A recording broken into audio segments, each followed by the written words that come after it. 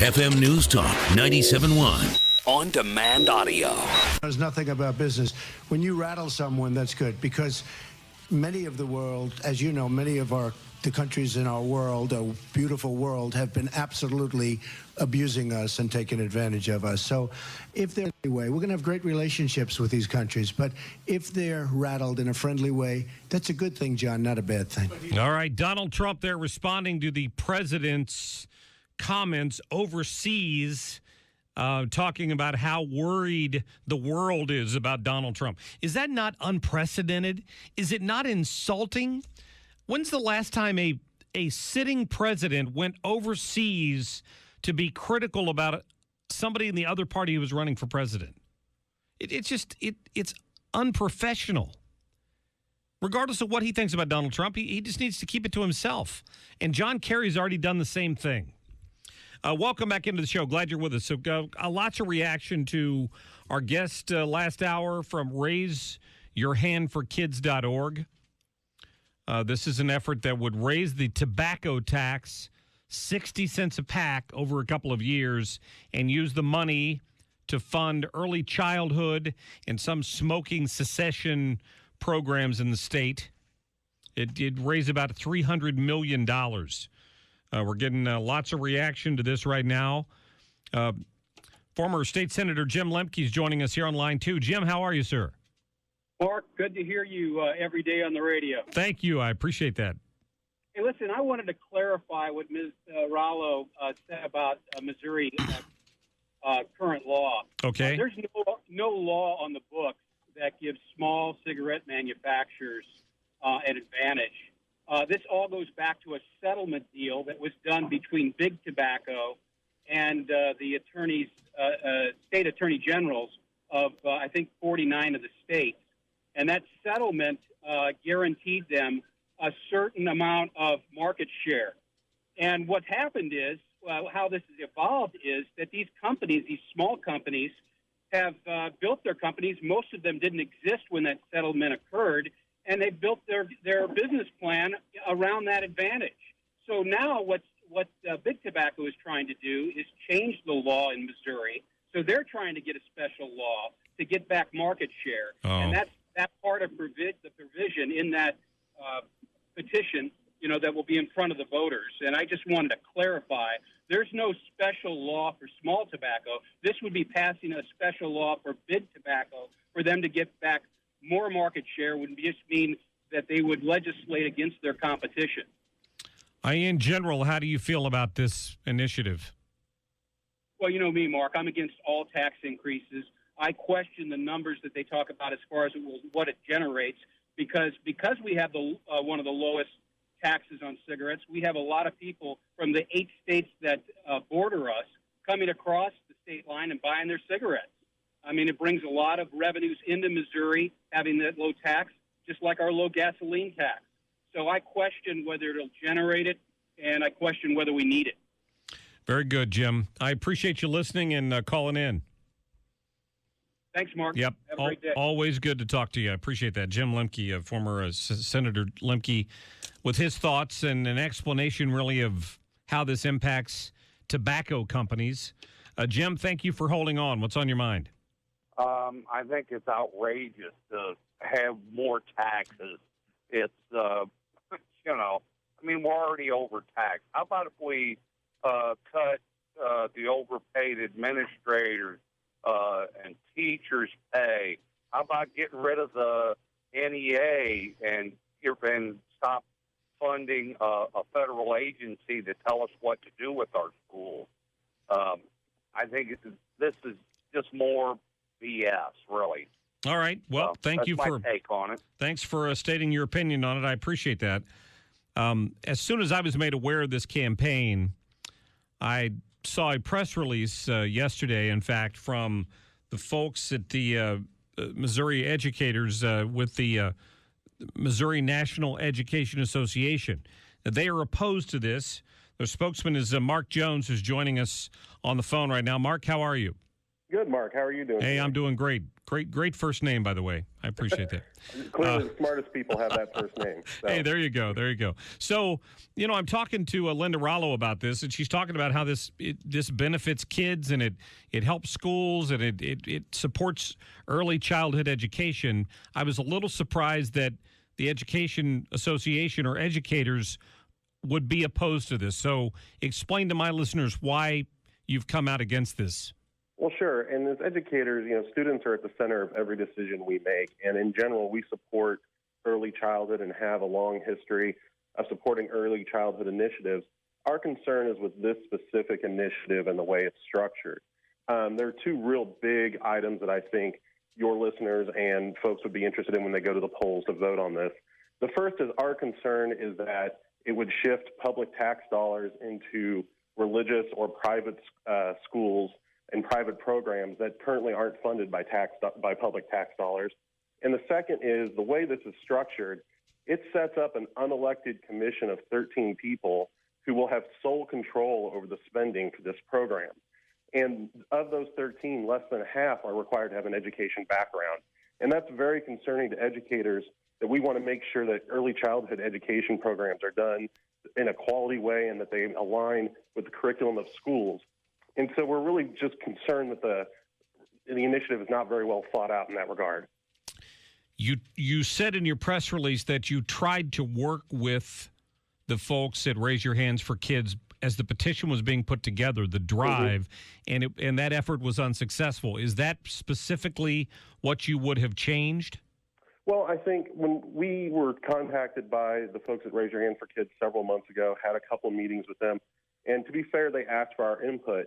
And a lot of our input was around running these programs through local school districts, specifically so that they were aligned with the curriculum of local schools. And also, in a lot of ways, you actually double up your money because schools can get matching funds and you can actually do more early childhood education programs that way. So that was a lot of the conversation we had. They have a lot of different versions of this initiative. I think they had 5 or 6 different ones we saw.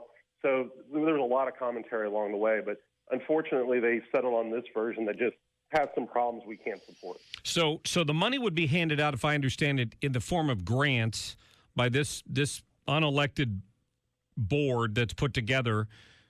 You're concerned that teachers would not have a majority representation on that board? Well, it's not even just teachers. There is a lack of representation from the education community as a whole.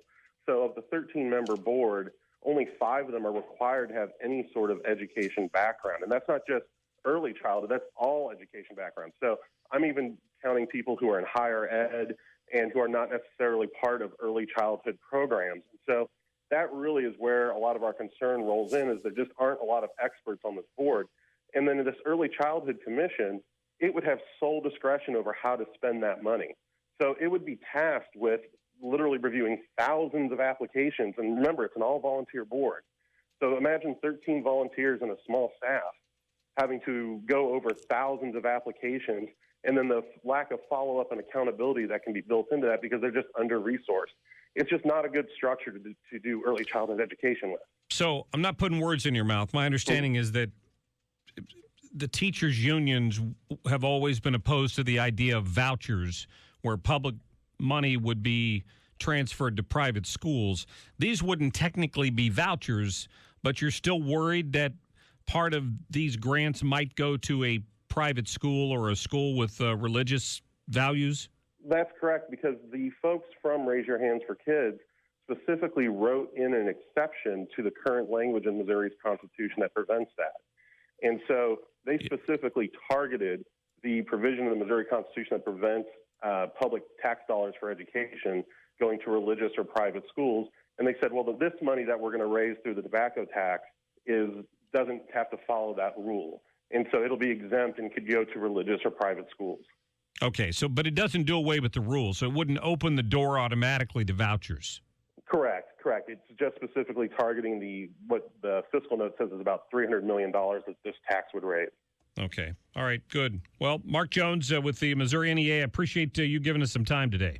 Thank you, Mark. I appreciate the ability to do so. Absolutely. Take care. Thank you. Take care. Bye. Yep. So there you have it. I thought it was fascinating when I saw that the NEA, the Missouri NEA, was opposed to this effort that would collect tax money and send it back out for early childhood education. But I guess that maybe a lot of that early childhood education might not take place through the school districts, the public school districts, and that obviously has them a little bit worried about that, huh? Rich, thanks for holding on. What's on your mind? Thank you, Mark. The only reason we have our hands up is because they're holding the proverbial gun to us and they're trying to pick our pocket. Every program that's been tried for decades to quote-unquote help quote-unquote kids has only resulted in disaster. Our kids are getting dumber and fatter, and I included myself in that. I did it. Enough programs. Stop picking at tobacco. Why don't they tax something that tax the NEA and other public sector union for membership dues, just raise the membership dues, or tax Starbucks or any products or services that liberals tend to buy or use. But enough of this. Our tax dollars have only made our kids dumber and illegal to create a bigger state and bureaucracy. Rich, are you suggesting that if they taxed a tall latte at Starbucks, they might hit the pocketbooks of a few more liberals? Not only that, but tax the Starbucks in specific liberal areas and tax them 50%. And whip cream and the half and half, too. I appreciate that, Rich. Thanks for the thought, and I agree with the sentiment. But in general, I'm opposed to them raising taxes, and I'm specifically opposed to sin taxes. Because when you buy into something like this, how long is it before whatever your sin happens to be gets taxed? You know, I mean, if I smoke and Liz doesn't, then Liz may think it's fine to raise my taxes. But next thing you know, a tax rolls out on her Big Mac, and then she's not quite as happy about it. So you have to be careful about the kind of things that you endorse. You know, you do. And I'm not a smoker, and I'm generally speaking, I don't appreciate somebody smoking around me. I think it stinks, but it's a legal product. There are people who don't like the smell of beer, but when I have one, you know, maybe they don't want to smell my breath. I don't know. Maybe people don't want to smell my breath anyway. I can't speak for that. I can't smell it from here, so we're fine. That's good. That's good. And neither could my program director, Jeff Allen, when I was in his office earlier. So that's a good thing. Alex, you're on the air. Thank you. Thank you, Mr. Cox. Fine show. I enjoyed the conversation. Thank you. Just a comment about the guy in the beginning. It just sounded so hypocritical when he talked about the number of people that were going to be on this board, and they were going to be, unelected, and, oh, my gosh, they might not be educated up to their standards. I just wanted to remind your listeners there, Common Core, which, of course, was funded initially by Bill Gates, the first 5 people that were on that committee were appointed, not elected.